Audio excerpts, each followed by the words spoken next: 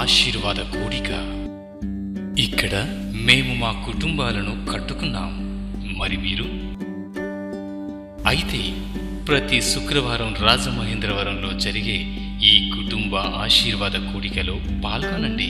ఈ కూడిక జరుగు స్థలం దహించు అగ్ని ఆడిటోరియం, నటరాజ్ థియేటర్, రాజమహేంద్రవరం.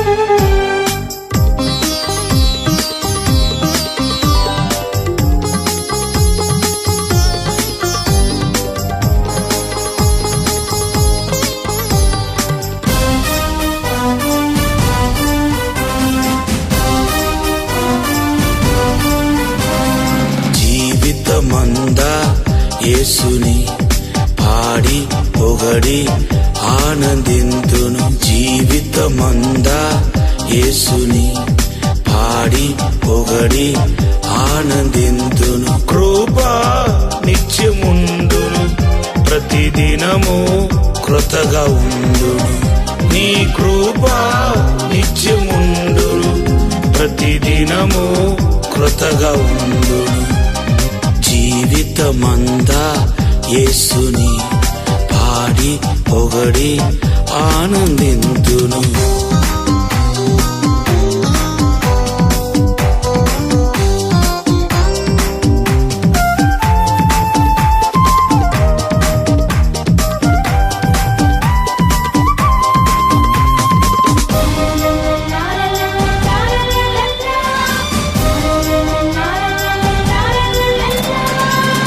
యేసే నాకు జీవమాయెను, ప్రాణములో ప్రాణమాయెను.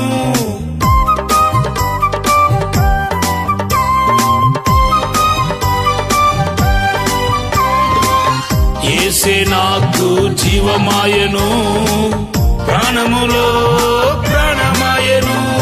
నాలో కలసిపోయెను, నాలో కలసిపోయెను. ఆ యేసు నుండి ఎవరు వేరు చేయలేరు, ఆ యేసు నుండి ఎవరు వేరు చేయలేరు. జీవితమందా యేసుని పాడి పొగడి ఆనందింతును.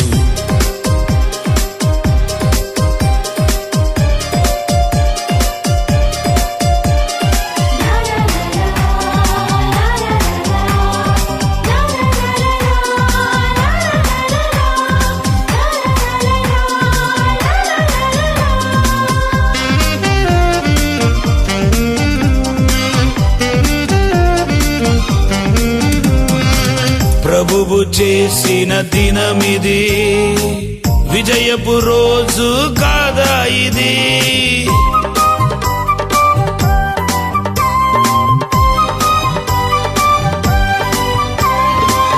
ప్రభువు చేసిన దినమిది, విజయపు రోజు కాదా ఇది. సంతోషించి ఆనందించడం, సంతోషించి ఆనందించడం. మన పక్షముగా యేసు ఉన్నాడుగా, మన పక్షముగా యేసు ఉన్నాడుగా. జీవితమందా యేసుని పాడి పొగడి ఆనందింతును.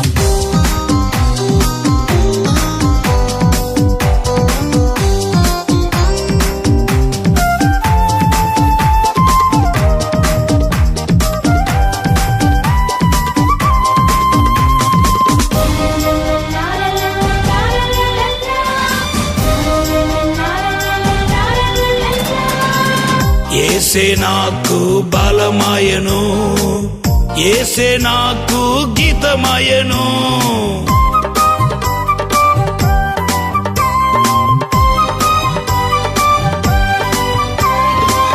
యేసే నాకు బలమాయెను, యేసే నాకు గీతమాయను, యేసే రక్షణాయను, యేసే రక్షణాయను.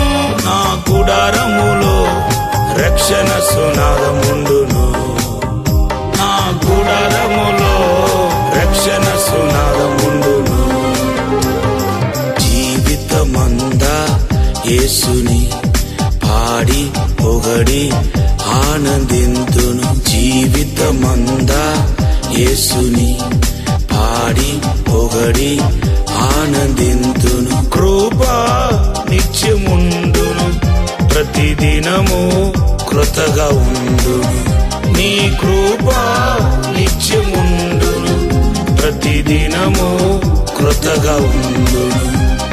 జీవితమందా యేసుని పాడి పొగడి ఆనందింతును.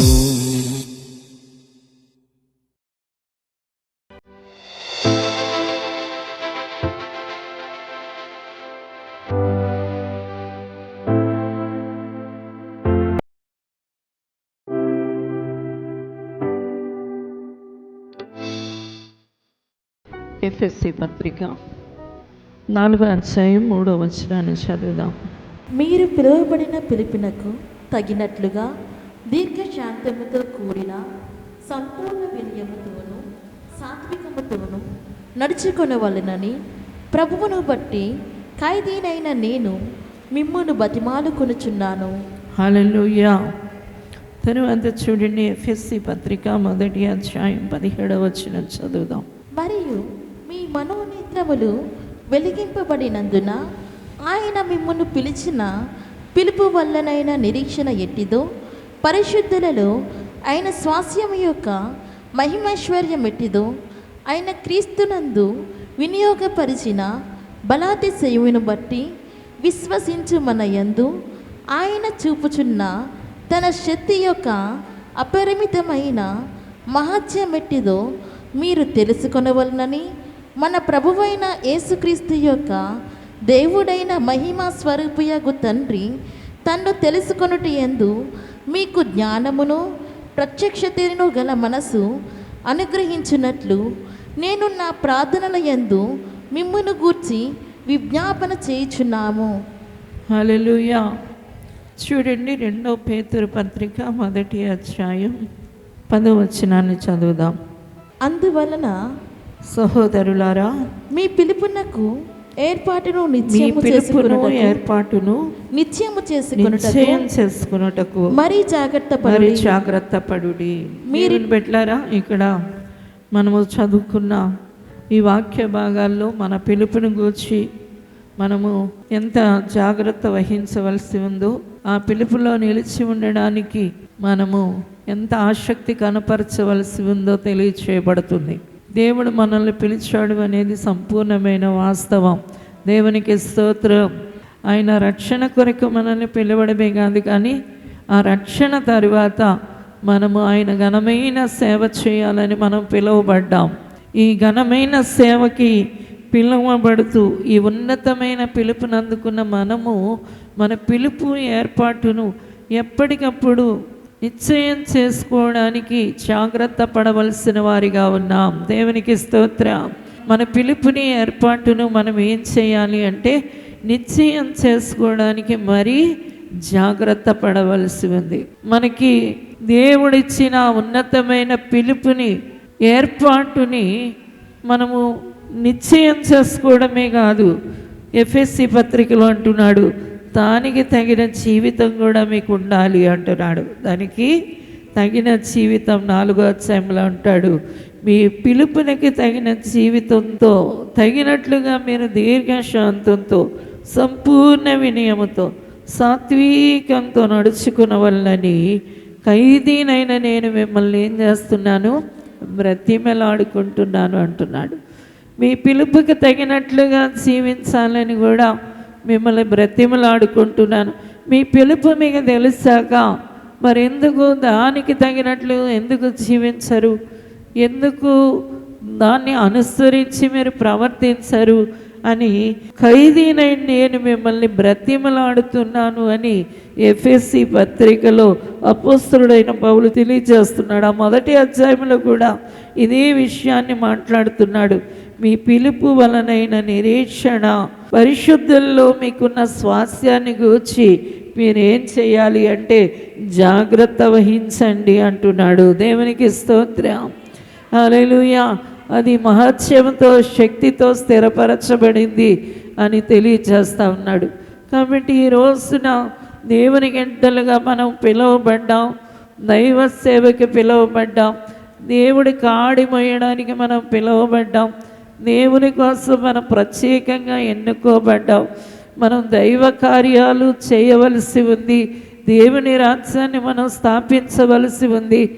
భూమి మీద దేవుని చిత్తం జరగడానికైనా ఆ గొప్ప ఆసక్తితో మనం ముందుకి పరిగెత్తవలసి ఉంది.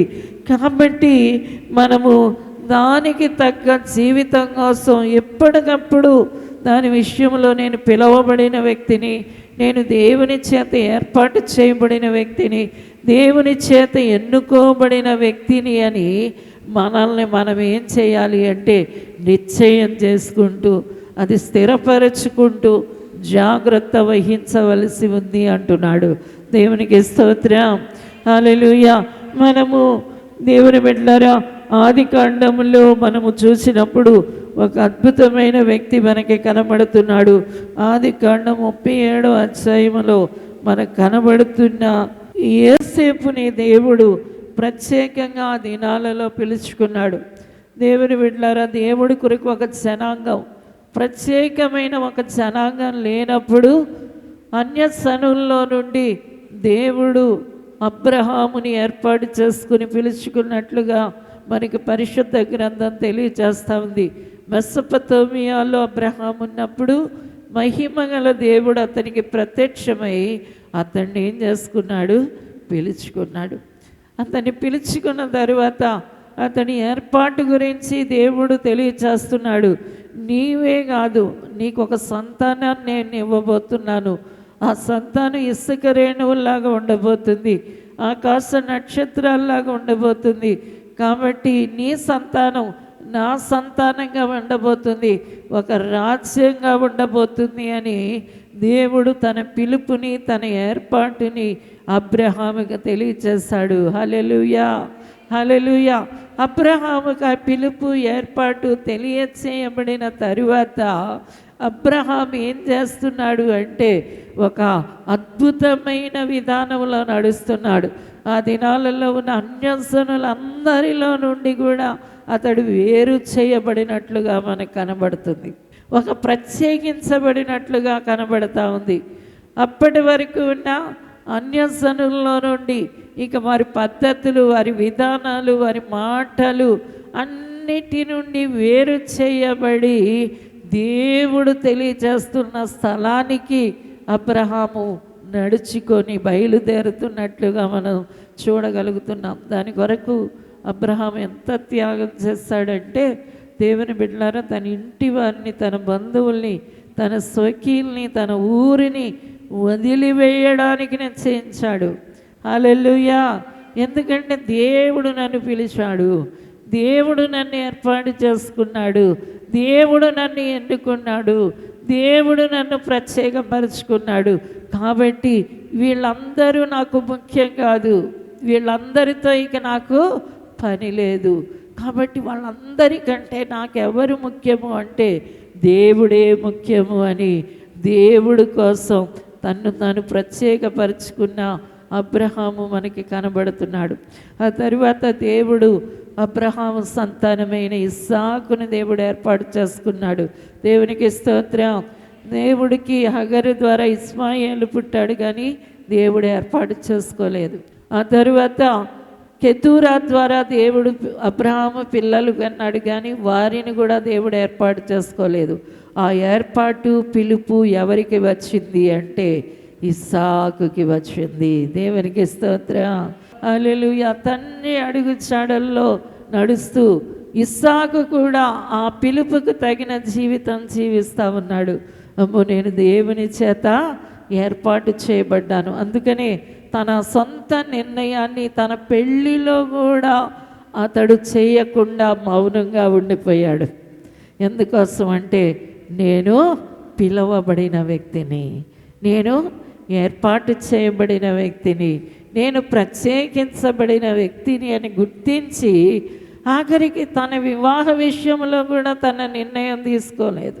ఆ రోజుల్లో మనం చూసినప్పుడు మనము ఆదాము తర్వాత పుట్టిన పిల్లలే వాళ్ళు సొంతంగా పెళ్ళిళ్ళకి ఎగబడ్డట్టు మనకి కనబడతా ఉంది.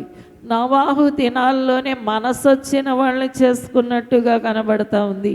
అలాంటి భయంకరమైన చీకటి లోకములో ఎందుకు ఇస్సాకు తండ్రి చిత్తానికి తల ఒగ్గి నిలబడ్డాడు అంటే అతనికి పిలుపు ఉంది. దేవునికి స్తోత్రం. అతడికి ఏముంది చెప్పండి?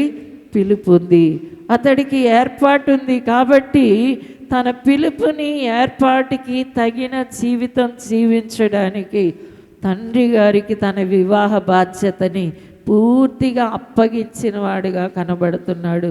గట్టిగా చప్పట్లు కొట్టి స్తోత్రం చెల్లించుకోండి. ఆఖరికి పెళ్ళి కూడా తన ఇష్టానుసారంగా చేసుకోవడం లేదు. ఎందుకంటే నాకు పిలుపు ఉంది. దేవునికి స్తోత్రం. నేను అందరిలాంటి వాడిని కాదు, నేను అందరిలాగా జీవించే వ్యక్తిని కాదు.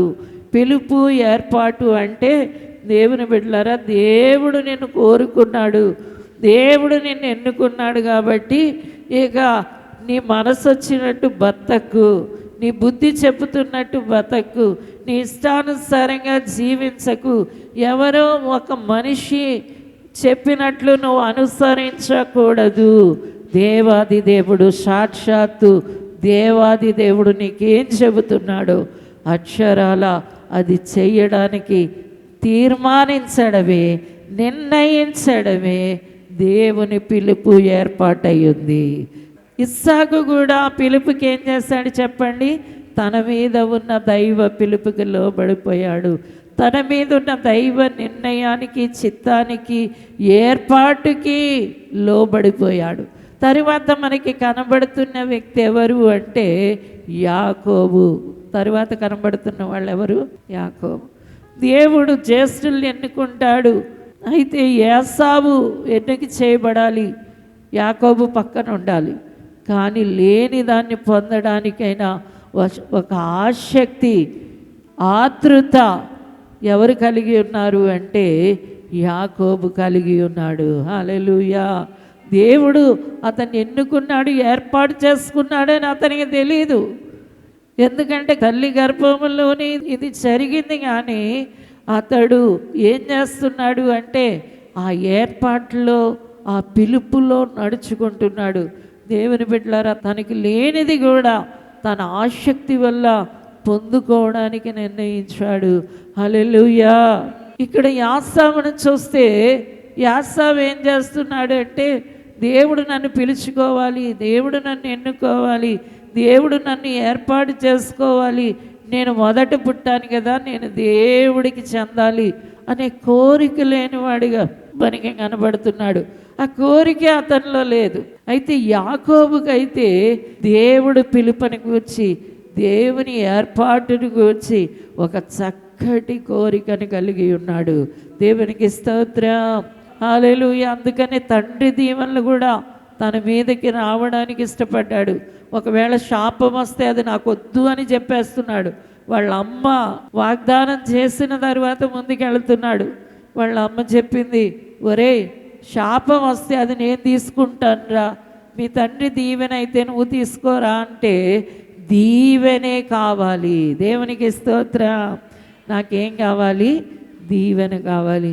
ఎందుకంటే నేను పిలువబడిన వ్యక్తిని, నేను ఏర్పాటు చేయబడిన వ్యక్తిని అని ఆ ప్రత్యేకతను తనలో చూపించుకుంటూ వచ్చాడు. తరువాత యాకోబుకి 12 మంది పిల్లలు కలిగారు. యాకోబుని దేవుడు ఎన్నుకున్న తరువాత అతని సంతానాన్ని దేవుడు ఏర్పాటు చేసుకోవాలి అనుకున్నప్పుడు దేవుడు అతను కోరుకొని లేయా అతని జీవితంలో ప్రవేశించింది. కోరుకున్న రాహేలు ఉంది. వాళ్ళిద్దరి పట్టుదలతో వచ్చిన ఆ దినాల్లో సంతానాన్ని అధికం చేసుకోవడానికి వచ్చిన బిల్హా, జిల్పా కూడా అక్కడే ఉన్నారు. వీళ్ళందరి ద్వారా అతడు 12 మంది సంతానాన్ని పొందాడు.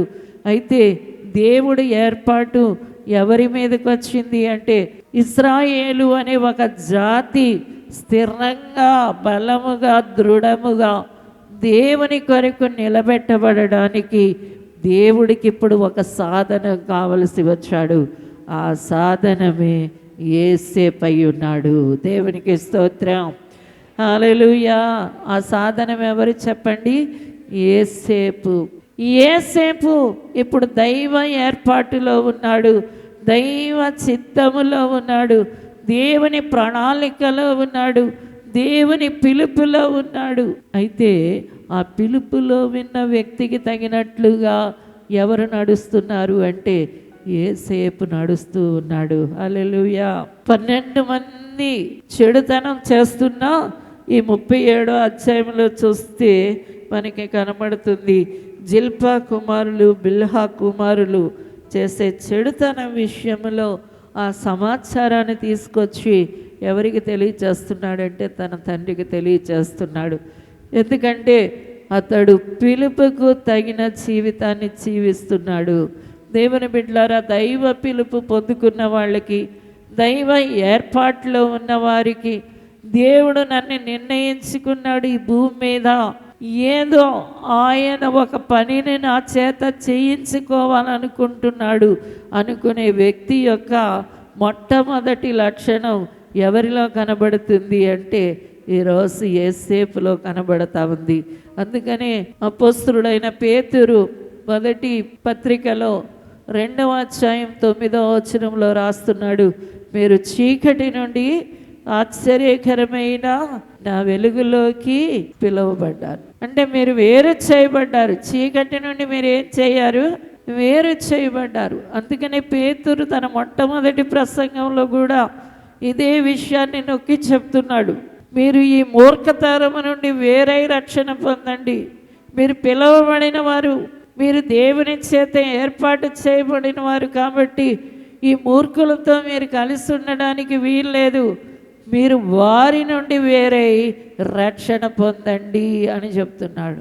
దేవుని బిడ్డలారా, ఒక వ్యక్తి దేవుడు నన్ను పిలిచాడు అని గుర్తించినప్పుడు ఆ వ్యక్తి చేసే మొట్టమొదటి పని ఏంటి అంటే చెడుతనానికి, చీకటికి వేరైపోతాడు. దేనికి వేరైపోతాడు చెప్పండి? చీకటికి, చెడుకి వేరైపోవాలి. ఇక్కడ యేసేపు జీవితంలో మనకి అదే కనబడుతూ ఉంది. వేరైపోతున్నాడు, చీకటికి వేరైపోతున్నాడు, చెడుకి వేరైపోతున్నాడు. వేరైపోయి ఒక ప్రత్యేకతను తనలో చూపించుకుంటున్నాడు. హల్లెలూయా.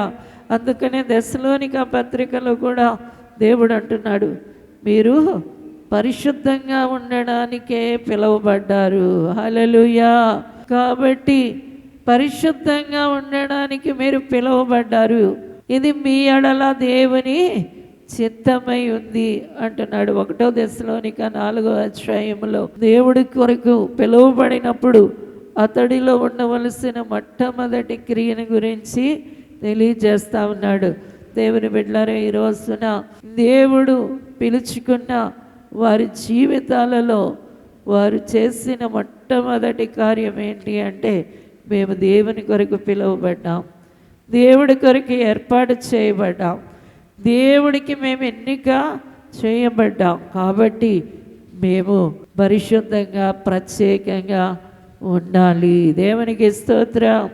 అందుకనే దేవుడు తన కొరకు ఉపయోగపడే ఉపకరణాలను ఎన్నిసార్లు శుద్ధి చేయమని చెప్పాడు అంటే లేవీల్లోండి దేవుడు ఏర్పాటు చేసుకున్న ప్రత్యేకమైన ప్రధాన యాజకుడు కానీ, యాజకులు కానీ, దేవుడి కొరకు వినియోగపడుతున్న పాత్రలు కానీ 7 సార్లు శుద్ధీకరణ జరగాలి. ఎన్నిసార్లు? 7 సార్లు. దేవుడికి ఉపయోగించే ప్రతి పాత్ర కూడా 7 సార్లు శుద్ధీకరించబడాలి. అలాగే దేవుడి కోసం ఏర్పాటు చేయబడిన ప్రధాన యాజకుడు లేవీల్లోండి మరలా ప్రత్యేకపరిచి అతన్ని 7 సార్లు శుద్ధీకరించబడాలి. హల్లెలూయా. అందుకనే చెప్తున్నాడు ఎఫెసీ పత్రికలో అపోస్తలుడైన పౌలు అంటున్నాడు, నీ పిలుపుకి తగిన జీవితాన్ని నువ్వు జీవించాలి. నువ్వు యేసుక్రీస్తు చేత పిలువబడ్డావు. నీకు అన్యుల్లాగా బ్రతకడానికి వీల్లేదు. మనకైతే దేవుడు చెప్తున్నాడు, నీవు క్రైస్తవుల్లో నుండి, దేవుని బిడ్డలైన వారిలో నుండి నా సేవ చేయడానికి పిలువబడ్డావు. కాబట్టి నీవేం చేయాలి అంటే నీవు ప్రత్యేకంగా ఉండాలి. హల్లెలూయా.